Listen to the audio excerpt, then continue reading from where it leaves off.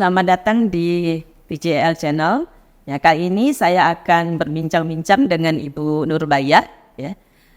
Kebetulan Bu Nurbaiyah mengajar mata kuliah Ekonomi Perdagangan Internasional. Ya. Sedang saya mengajar, selain mengajar ekonomi ketenagakerjaan, juga mengajar tentang ekonomi Kalimantan Barat dan perbatasan. Ya, karena ini merupakan salah satu muatan lokal ya di Fakultas Ekonomi karena kita berbatasan dengan Malaysia. Oke. Jadi topik kita hari ini adalah tentang pembangunan di perbatasan Malaysia. Jadi konsep dari pemerintah itu di awal, terutama di awal pemerintahan Jokowi ya, dari sejak periode pertama ya. Jadi istilahnya itu adalah pembangunan dari pinggiran, membangun dari pinggiran gitu ya. Nah kemudian perbatasan adalah beranda depan suatu negara. Nah kita akan membahas itu ya. Nah sebelumnya kita akan lihat dulu di Kalimantan Barat ini kan ada 3 perbatasan internasional. 3 perbatasan internasional itu maksudnya adalah di mana orang-orang bisa melaluinya dengan menggunakan paspor. Ya, ini ada 3, yaitu yang paling pertama dibuka ya, itu adalah PLBN Intekong. Itu didirikan pada tahun 1991 dan resmikan tahun 91. Kemudian ada PLBN Badau di kalau di Intekong tadi kan di Kabupaten Sanggau ya. Kalau yang Badau ini di Kabupaten Kapuas Hulu, itu 2012 ya. Kemudian ada PLBN Aruk di Kecamatan Sajingan Besar atau Kabupaten Sambas, diresmikan pada 2011. Ya. Kemudian, itu udah lama ini sebenarnya kan, udah lama. Pada pemerintahan Jokowi, tiba-tiba saja nama itu berubah. Kok dulu itu namanya Pos Pemeriksaan Lintas Batas (PPLB). Kemudian untuk itu PPLB itu untuk yang internasional. Kalau yang tradisional itu yang hanya boleh dilalui oleh penduduk di kecamatan perbatasan dengan menggunakan pas lintas batas. Ya, jadi kalau pas lintas batas itu berlaku cuma 1 bulan ya. Itu kalau di perbatasan tradisional itu namanya pos lintas batas (PLB) ya. PLB ya. Jadi mirip pos lintas batas itu pos lintas batas. Sedangkan yang di internasional namanya pos pemeriksaan lintas batas. Nah, sejak peresmiannya 2016 itu yang makanya banyak yang menyatakan ini baru diresmikan pos baru. Soalnya bukan pos baru ya, itu perluasan pembangunan baru lah. Area perbatasan gitu ya, lingkungan CIQ itu Custom, Immigration, and Quarantine gitu kan ya, itu wilayah itu ya, itu 2016. Namanya pun berubah menjadi PLBN, Pos Lintas Batas Negara. Walaupun tadi bangunan sepertinya hampir setara itulah ya, juga dibangun di tradisional itu di Kabupaten Bengkayang di Jabe Bapangnya sampai saat ini juga belum ya gimana mau resmikan ya, karena memang tidak ada kegiatan resmi lah di situ, tapi yang dibangun gitu kan. Oke, di situ Aruk mungkin yang lupa disebut tadi sudah. Yang Aruk itu Sajingan Besar saya dipunya ya. Oke, dia itu di Desa Aruk. Jadi PLBN Aruk di Kecamatan Sajingan Besar di Sambas. Nah, jadi kalau kita lihat itu kan di perbatasan itu ya, kalau kita bandingkan ya, kita sering balik Malaysia Indonesia ya. Sekarang ini memang PLBN kita ya, bangunannya jauh lebih besar, jauh lebih wah kelihatannya lah ya, dibandingkan dengan Malaysia, bahkan dibandingkan dengan Brunei. Ya, bangunannya sih. Tapi begitu masuk ke dalam, udah benar-benar di sebelah depan aja ya bagus gitu kan. Jadi saya lihat tuh ada sesuatu yang mungkin kita ini agak mungkin tidak terbiasa dengan melihat ini ya. Waktu konsep membangun wilayah itu apa ya, kita lupa kalau kita nginap di hotel atau di apartemen yang bagus kan malah WC-nya di depan gitu kan. Jadi mengapa harus depan? Karena ke belakang tuh buruk. Enggak ya. Malah yang kalau di tempat yang bagus yang mewah itu WC-nya pun langsung di depannya aja gitu karena bagus ya. Akhirnya sekarang ya yang desa-desa di dalam sebelah dalam itu kan tergantung dari desa kan. Ya kalau memang kreatif ada yang jalan. Kok enggak gitu kan. Tapi yang di pinggir tuh benar-benar pinggir gitu.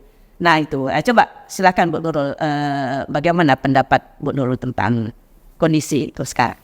Oke, makasih Bu Tuti. Mungkin sebelum secara spesifik ya berbicara tentang kondisi perbatasan di Kalimantan Barat, saya ingin juga meng-highlight bahwa perbatasan itu sebenarnya ada berbagai level ya.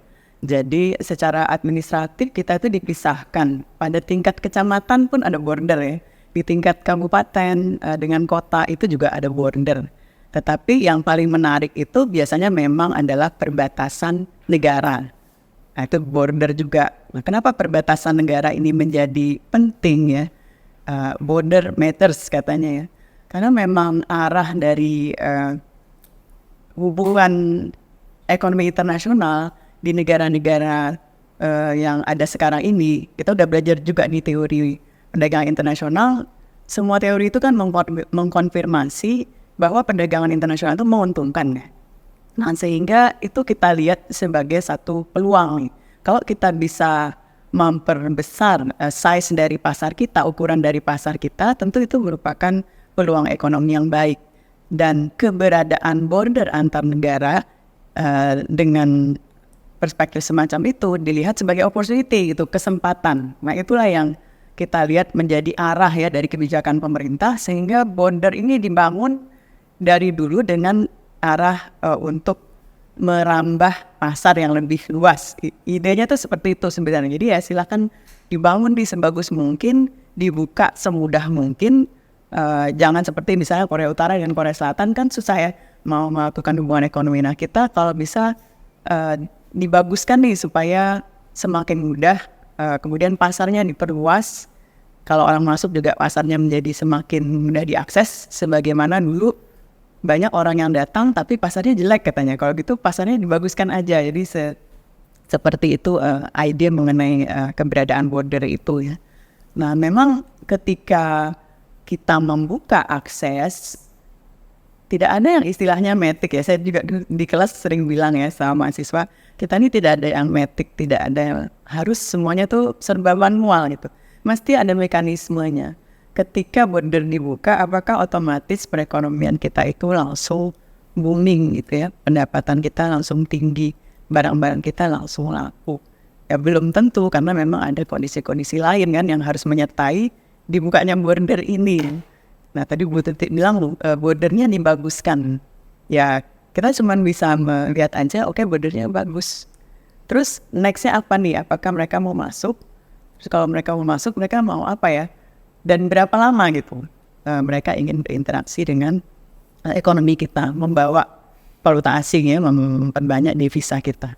Nah, itu mungkin yang next tahap selanjutnya itu yang masih perlu kerja keras gitu Bu Tuti. Jadi kita baru membangun gerbangnya, dan gerbang itu menyambut untuk menyatakan statement kita bahwa kita terbuka gitu terhadap international relation, baik itu perdagangan ya, kemudian juga hubungan ekonomi dalam bentuk lainnya, investasi kah, atau hal-hal lainnya. Mungkin itu ya Bu Titi ya. Jadi memang itu adalah statement dari sikap kita sebagai negara yang terbuka, dan Kalimantan Barat mendapatkan privilege gitu ya untuk menikmati manfaat ekonomi dari perdagangan internasional itu. Ide besarnya tuh seperti itu sih menurut saya. Oke, yang tadi itu kan yang perdagangan itu Bu Nurul ya. Satu menduga ya, mindset pemerintah tuh gini, perdagangan ya, salah satunya itu berjualan di perbatasan supaya orang datang dari Malaysia lah begitu untuk belanja sini. Mereka lupa bahwa ngapain belanja di situ? Bukankah lebih baik langsung pergi ke Pontianak, bisa lihat macam-macam, segala macam. Dan akibatnya apa? Jadi dulu sebenarnya kan ada tuh pasar-pasar tradisional lah, anggaplah ya, di mana tuh terutama di NTK lah besar sekali kan pembatas Agar tuh ya. pagar itu kan banyak sekali yang berjualan kan. Dengan perluasan itu kan mereka dipindah. Ya. Kan mungkin pemerintah mikirnya pindah aja ke tempat yang Lebih bagus ya. lebih bagus. Tapi kan lupa itu harganya lebih mahal kan. Nah, lagi udah ngapain juga mau beli apa di sana? Ya apa namanya masa memang yang banyak kan kebetulan di perbatasan kita kebanyakan yang masuk ke sini kan ya adalah para TKI kan. Capek-capek jauh belanja di Indonesia apa spesifik yang mending kita belanja dari Malaysia gitu kan. Nasi aja kita banyak kadang-kadang belanja untuk makan siang aja misalnya dalam perjalanan kita beli di Malaysia. Kenapa? Di Indonesia sering ditipu lah agak gitu ya. Harga yang seharusnya mungkin 15.000 menjadi 30.000 itu kan udah dipikirkan orang kan ya. Jadi ngapain juga kita mau berhenti hanya untuk belanja kayak gitu. Akibatnya kan gitu ya. Banyak sekali ruangan toko-toko yang dibangun pemerintah di area PLBN itu tutup. Bukan tutup, enggak di semua orang gitu. Dan itu kan berarti tidak bermanfaat lah secara ekonomis ya. Jadi bukan berarti membuka jalur perdagangan itu harus di situ kan. Nah, kalau hanya sekedar etalase tapi pun ya karena kan kalau saya lihat sih turis-turis itu enggak tertarik kok mereka di perbatasan kan. Itu ya. Jadi saya lihat tuh kita tuh kok dari dulu ya, terutama di NTK itu selalu membuat area pertokoan entah bermanfaat ke tidak, pokoknya harus ada bangun. Sekarang juga bangun. Nah itu nyatakan tidak bermanfaat. Artinya biaya yang besar yang diperuntukkan di pembangunan perbatasan itu belum tentu juga bermanfaat gitu. Ya bahkan tidak dimanfaatkan karena ya salah mikir lah gitu. Mindsetnya itu tidak cocok untuk itu kan. Itu ya saya lihat pertama. Kemudian kedua adalah luas sekali kan wilayah kantor kita kan untuk masuk imigrasi ya. Itu beda loh dengan Malaysia dan Brunei kan di ruangan terbuka. Jadi biaya perawatan kantor di perbatasan kita itu jauh lebih mahal dari Malaysia dan Brunei yang jauh lebih kaya daripada kita. Mengapa mereka tidak bikin kayak kita? Karena mereka tidak perlu itu. Kan kayak orang udah kaya beneran kan tidak selalu perlu harus show off kan ya. Kalau kita kan agak rendah diri gitu kan. Pokoknya kelihatan kaya kita, bangga deh kita punya ini. Tapi kita lupa begitu kita lewat daerah perbatasan kita orangnya melihat betapa kefisyatan pembangunan itu ya. Jadi kita lebih ke arah show off-nya tuh udah keterlaluan. Termasuk membangun perbatasan pun kita tuh suka show off gitu loh. Kita tidak mementingkan di dalamnya. Kalau Malaysia dan Brunei ya tidak perlu show off. Begitu masuk ke dalam tidak ada bangunan-bangunan yang kumuh-kumuh kayak kita. Kita kan hanya betul-betul di beradanya aja yang bagus. Di luarnya tuh ya, di dalam-dalamnya ya biasa-biasa saja gitu kan. Nah itu kan mindset pembangunan yang menurut saya ya tidak tepat lah ya. Karena begitu banyak juga ya bangunan-bangunan di perbatasan itu yang tidak termanfaatkan dari dulu sampai sekarang. Nanti kalau kita tanya dari pusat tuh, bilangnya usulan daerah, ya kan? Nanti daerah bilang itu dari pusat. Padahal kok kita lihat dua-duanya tuh bertemu. Ya kadang-kadang orang pusat itu tidak tahu persis apa. Terus orang daerah tuh usulkan ya, jadi mereka sama-sama sebenarnya tidak terlalu berpikir tentang dampaknya kepada pembangunan daerah. Nah, apalagi sekarang kita lihat ya, kondisi di perbatasan itu, terutama NTK lah ya, tidak terlalu berapi, ya kan? Orang-orang harusnya kan di wilayah di wilayah CIQ itu kan, harusnya kan untuk orang-orang yang berkepentingan aja kan? Iya, dia istilahnya dibatasi ya gitu ya. hanya untuk orang yang mau lintas batas, Berkepentingan. yang berkepentingan lah begitu ya. Tidak ada bedanya sekarang dengan yang dulu. Dulu bangunannya jelek. Sekarang bangunannya wah, tapi orang-orangnya ada tuh yang nawarin Tukar uang. masih ada. Begitu masuk ke wilayah Indonesia tuh berjualan orang tuh jajan-jajan duduk-duduk, lalu katanya berada negara tuh gimana? Artinya kan tidak ada beda bangunannya wah, tetapi kalau tidak mampuan kita mengontrol di wilayah itu menyebabkan ya berandanya memang menunjukkan ya hanya tidak seharusnya juga seperti itu ya. Malah kelihatan sekali kita ini mementingkan bangunan fisik, orangnya kita tidak perhatikan, akhirnya ya kayak gitu. Nah seperti itu. Oke, silakan Bu. Ya, memang kita membandingkan juga ya border di negara lain. Saya lihat itu yang juga mungkin menjadi rujukan bagi pemerintah itu adalah Maquiladora itu ya, yaitu perbatasan antara Amerika Serikat dengan Meksiko. Jadi mereka memang perbatasan di antara Amerika Serikat dengan Meksiko itu menjadi daerah yang lebih maju dibandingkan daerah yang bukan border. Bahkan migrasi tenaga kerjanya itu daerah yang non-border pergi ke border semua, karena di situ dibangun industri.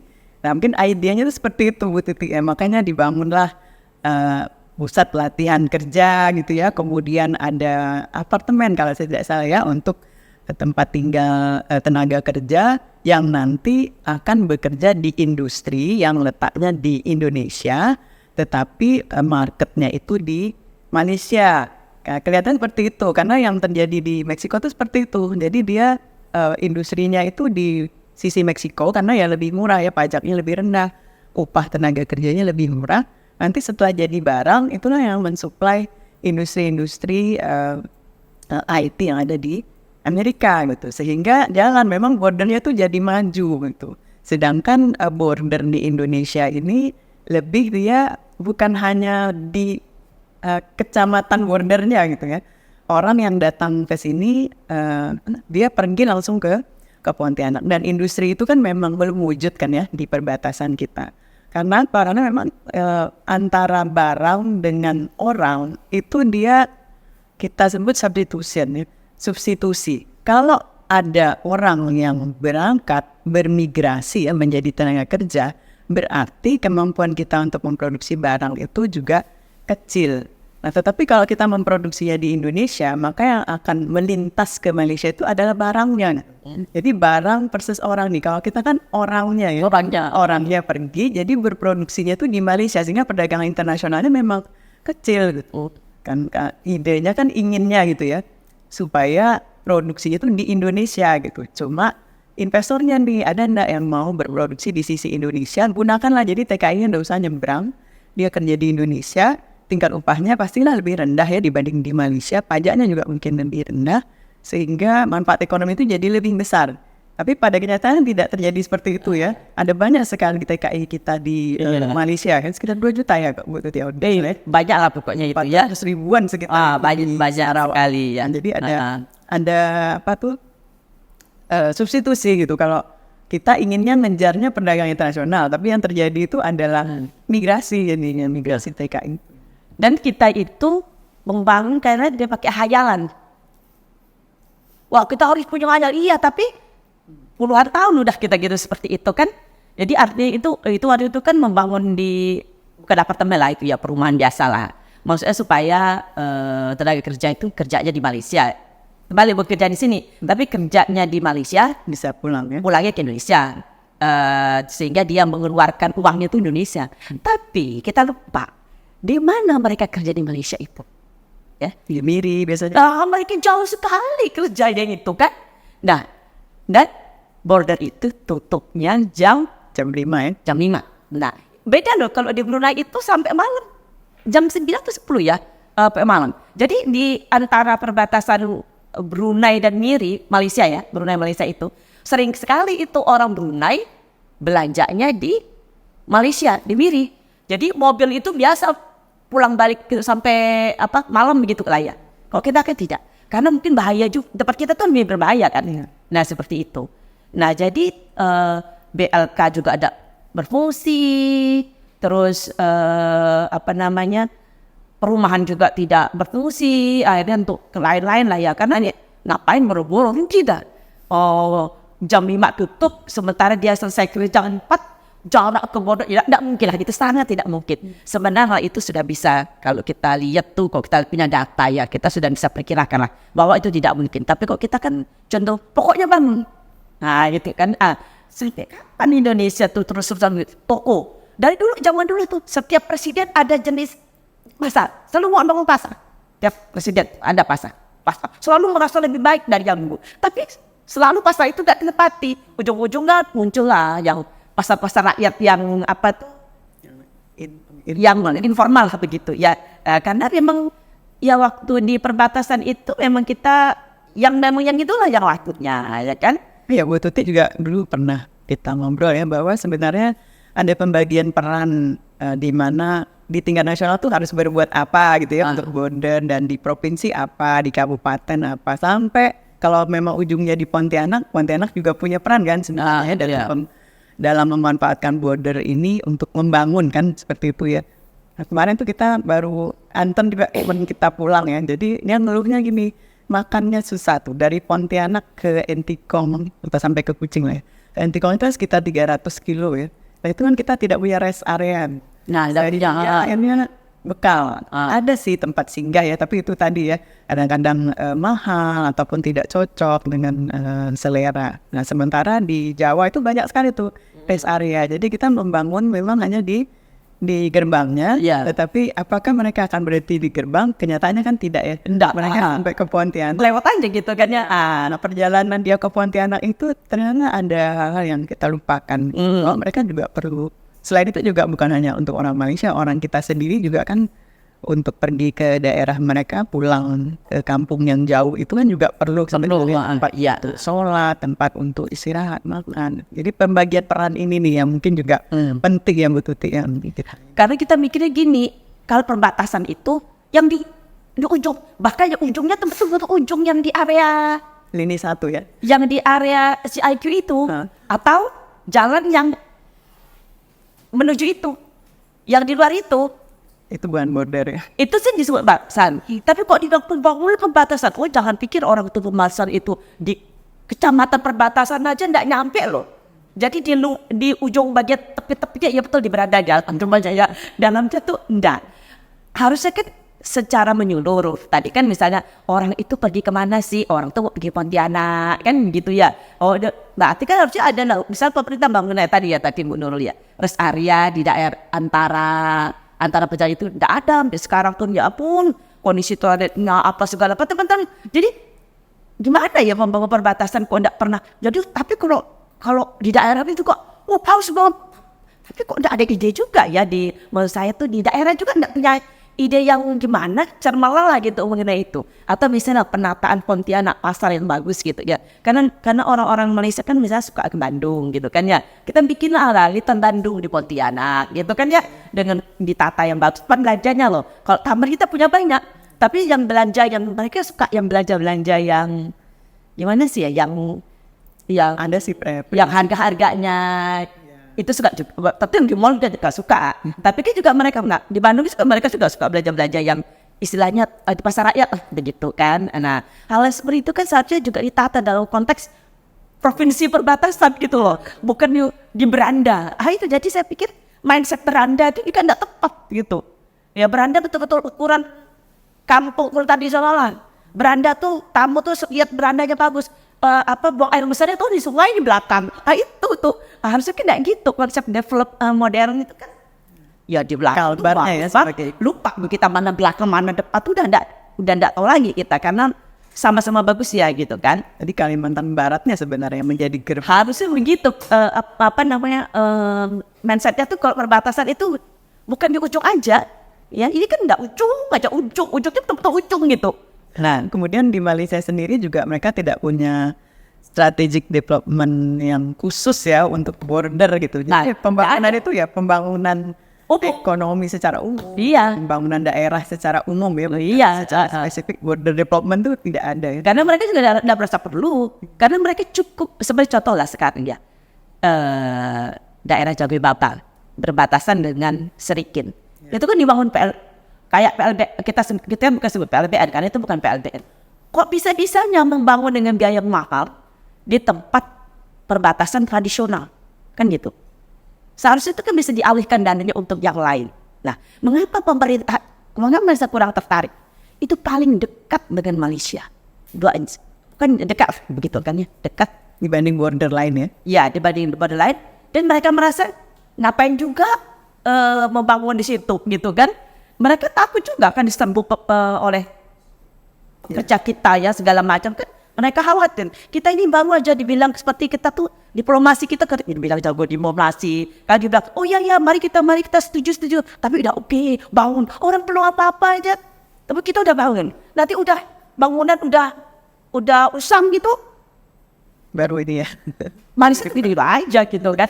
Itu yang menurut saya tuh dari dulu kita kok tidak ada perbedaan ya. Seakan-akan kita tuh membangun fisik tuh kesuksesan gitu loh ya. Termasuklah membangun di daerah perbatasan ini. Investasi istilahnya, bukan activity ya. Ya betul. Investasi itu pokoknya uang masuk lah. Uang. Nah kalau kayak gitu sampai kapan? Jadi artinya kalau dibilang orang daerah mikirin daerah dan juga ada buktinya tuh gitu. Kalau nasional merasa harusnya kan begitu. Ini ada dana nih. Kita kan bikin benar-benar ya daerah kita gitu. Daerah itu supaya daerahnya optimal tuh gimana? Kalau kita enggak. Pokoknya udahlah ini. Yang pokoknya sesuai dengan yang pemerintah gitu. Maka sampai kapan kita merasakan itu? Iya sih bagus. Yang kita banggakan itu. Bangun kita mewah ya. Kalau kita bandingkan Malaysia kita tuh bangga sekarang. Hanya level-level gini lah orang. Itulah biasa orang yang lebih kaya kan biasa tidak terlangsung. Lebih humble ya. Lebih humble dibandingkan Malaysia. Aku benar kan tidak miskin gitu ya. Itu tuh. Itu kayaknya tertular lah. Istilahnya apa? Personality mindset pejabat kita tuh saya rasa masih level-level segitu lah. Belum levelnya tuh untuk yang ke arah yang benar-benar membangun secara menyeluruh ya. Nah itu dan selama ini memang daerah terutama Entekong dengan Aruk ini kan banyak dilalui oleh TKI lah terutama. TKI, tapi juga kalau yang di Entekong terutama juga banyak dilalui oleh orang yang mau berobat ke Malaysia. Nah, apalagi dengan tidak adanya penerbangan internasional di Pontianak. Sini. Wah, itu sebenarnya semakin mendorong. Jadi kalau saya lihat dulu sebelum ada selagi ada penerbangan internasional di Pontianak, kita kebanyakan mobil-mobil travel tuh agak kurang. Ya, pakai bis ya. Pakai bus aja lah aja. Walau ada sih mobil pribadi, ada juga. Tapi sekarang agen-agen dan rumah sakit itu, agen rumah sakit Malaysia juga menyediakan angkutan darat ya. Iya, seperti itu, travel untuk bawa orang sakit. Jadi artinya pemerintah kan bilang tuh berobat di Indonesia. Ya. Bagaimana mampulah mereka tuh kalau menurut saya tidak apa-apa aja orang kaya tuh terserah dia berobat sebenarnya. Perbaikilah dulu di Indonesia, utamakan dulu lah ya kita ini kekurangan dokter gimana itu, utamakan dulu lah penduduk yang tidak bisa ke luar negeri itu kan, yang keluar negeri lah duit dia sendiri, bukan duit pemerintah ya. Tapi yang kita ini yang lebih diutamakan dulu lah, perbenahi juga termasuk di perbatasan gitu kan. Akhirnya orang perbatasan itu walaupun istilahnya penduduk biasa, mereka kadang-kadang berobat juga di Malaysia begitu ya. Nah itu ya, jadi artinya banyak hal di Malaysia dan perdagangan juga. Ini kan sampai sekarang kan istilahnya kita boleh masuk nih barang dari Malaysia, tidak boleh ekspor. Nah itu kan juga masih sampai kapan itu tuh? Ya. Nah, apa tuh yang namanya trade itu kan berarti kan bertukar ya. Nah